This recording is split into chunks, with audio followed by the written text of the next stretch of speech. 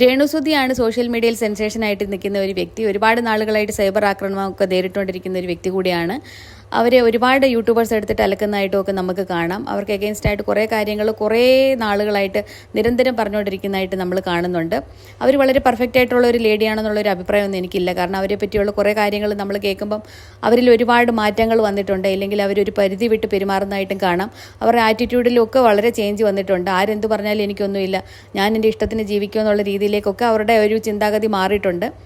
അത് ഒരു ബോൾഡ്നെസ് ആണോ എന്ന് ചോദിച്ചാൽ ബോൾഡൊക്കെ ആണ്, പക്ഷേ ഒരു പരിധി വിട്ടിട്ടുള്ള കാര്യങ്ങൾ ചെയ്യുമ്പം ആളുകൾക്ക് അവരെ ക്രിട്ടിസൈസ് ചെയ്യാനായിട്ടുള്ള ഒരു കാരണം കൂടിയാണ്. അതേപോലെ തന്നെ അവർക്കൊന്നുമില്ലാതിരുന്ന സമയത്ത് ഒരു ബിഷപ്പ് ഒരു വീട് വെച്ച് കൊടുത്തത് അദ്ദേഹത്തെ അവർ പറഞ്ഞത് വിഷപ്പാമ്പെന്നാണ്. അതേപോലെ തന്നെ എക്സ്പോസ് ചെയ്യുന്നുണ്ട്. ഇൻസ്റ്റാഗ്രാമിലൊക്കെ ഇപ്പം മെമ്പർഷിപ്പ് ലൈവ് അങ്ങനെയൊക്കെ പറഞ്ഞിട്ട് എന്തൊക്കെയോ തുടങ്ങി.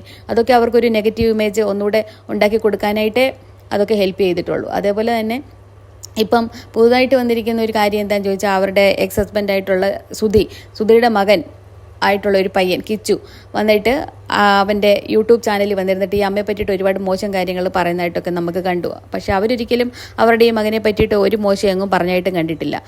ഈ ഒരു മകൻ ഇപ്പോൾ വന്നിരിക്കുന്നത് അവനെ സ്വയം വെളുപ്പിക്കാനാണ് എന്നാണ് എനിക്ക് തോന്നുന്നത്. കാരണം ഡ്രഗ് അഡിക്ഷനൊക്കെ ഉള്ളൊരു കുട്ടിയാണ്, അല്ലെങ്കിൽ ഒരു പയ്യനാണ്. അവൻ കള്ളും കഞ്ചാവുമായിട്ട് നടക്കുന്നെന്നുള്ള വാർത്തകളും വന്നിരുന്നു. അപ്പോൾ അവന് ഒരു ക്ലീൻ ഇമേജ് ഉള്ള ഒരാളൊന്നുമല്ല. അപ്പോൾ അവനെ ഒന്ന് വെളുപ്പിക്കാൻ വേണ്ടിയിട്ടും കൂടെ അവൻ ചെയ്ത ഒരു പ്രവൃത്തിയായിട്ടും കൂടെ എനിക്കിത് തോന്നുന്നുണ്ട്. അവനൊരു യൂട്യൂബ് ചാനലുണ്ട്. അവിടെ ഇങ്ങനെയുള്ള കാര്യങ്ങൾ അവൻ പറയുന്ന സമയത്ത് ഒരുപാട് ആളുകൾ കാണും, ഇതിനെ പറ്റിയിട്ട് ഡിസ്കഷൻസ് നടക്കും. അതേപോലെ തന്നെ ചാനലിന് ഗ്രോത്ത് ഉണ്ടാകും, വരുമാനം ഉണ്ടാകും എന്നുള്ള ഒരു ചിന്താഗതിയും കൂടി ഇതിനകത്ത് കിച്ചുവിൻ്റെ ഭാഗത്തു നിന്ന് ഉണ്ടായിട്ടുണ്ട്. അതേപോലെ തന്നെ ഇത്രയും നാളും അമ്മയ്ക്കില്ലാത്ത കുറ്റം ഇപ്പം പെട്ടെന്ന് എങ്ങനെ ഉണ്ടായെന്നും എനിക്ക് മനസ്സിലാകുന്നില്ല.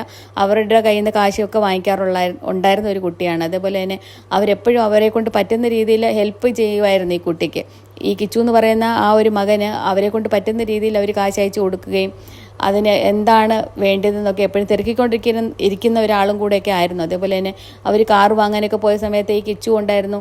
അപ്പോൾ അവരെല്ലാവരും സന്തോഷത്തിലാണ് പോയതും വന്നതും ഒക്കെ. പെട്ടെന്ന് ഇങ്ങനൊരു അഭിപ്രായം ഇപ്പം ഈ യൂട്യൂബ് ചാനലിൽ വന്ന് പറയുമ്പം അതിനകത്ത് കിച്ചുവിനും ബെനിഫിറ്റ് ഉണ്ട്, അല്ലെങ്കിൽ അവൻ്റെ നേട്ടം മാത്രം ഓർത്തിട്ട് അവനിപ്പം ചെയ്തൊരു പ്രവൃത്തിയായിട്ടാണ് തോന്നുന്നത്.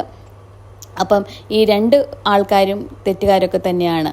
ഇല്ലാതെ ആരെയും നമുക്ക് ന്യായീകരിക്കാൻ പറ്റത്തില്ല.